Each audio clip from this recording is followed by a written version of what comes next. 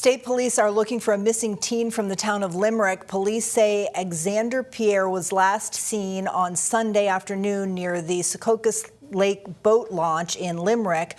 Officials say he currently has green and red hair. He was last seen wearing a black t-shirt and red shorts. If you know anything about where Alexander might be, you are asked to reach out to the Maine State Police. And the charges against a man from Guilford are expected to be elevated today following a deadly assault that happened over the weekend.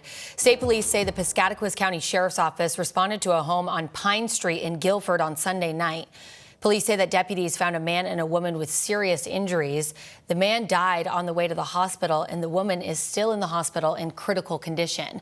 Deputies arrested Ryan Carlton and charged him with aggravated assault. Game wardens say a 15-year-old boy was killed and another was hurt in an ATV crash in Fort Fairfield. It happened on Sunday night on Old East Road. Wardens say the boys were riding together when the driver turned hard while speeding up, causing the ATV to roll over. They say the passenger died at the scene. The driver was taken to the hospital in Caribou with minor injuries. Wardens say neither boy was wearing a helmet or a seatbelt. And a deputy from the Oxford County Sheriff's Office shot a man in Brownfield while responding to a report of a domestic dispute. According to the Oxford County Sheriff's Office, Eric Junkins was chasing his wife with a gun on Porter Road. Deputies say when they arrived, Junkins pointed the gun at them. A deputy then fired 2 shots, hitting Junkins in the hands.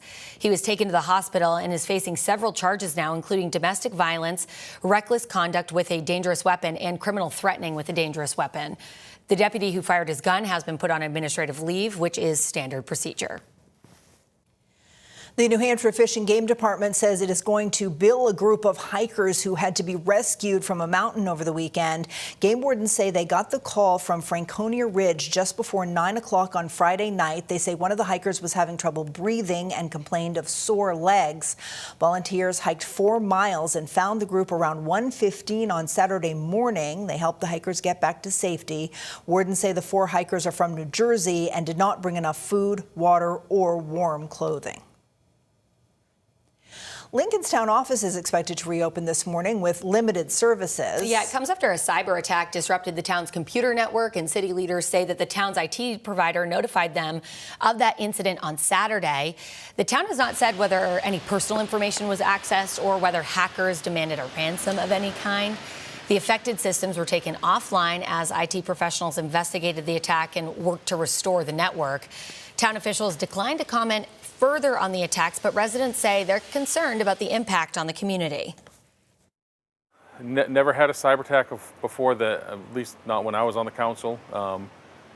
My last year on the council, I did bring up the fact that they were underprepared for any cybersecurity incidences. What I am happy about is that they gave the information that it just happened, whereas usually you don't find out about it for months later.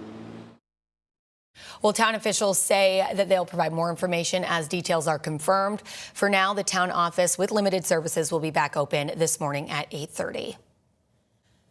People in Kittery are now under a mandatory water restriction. The town's water district says that's because of low water supply levels and continued dry conditions.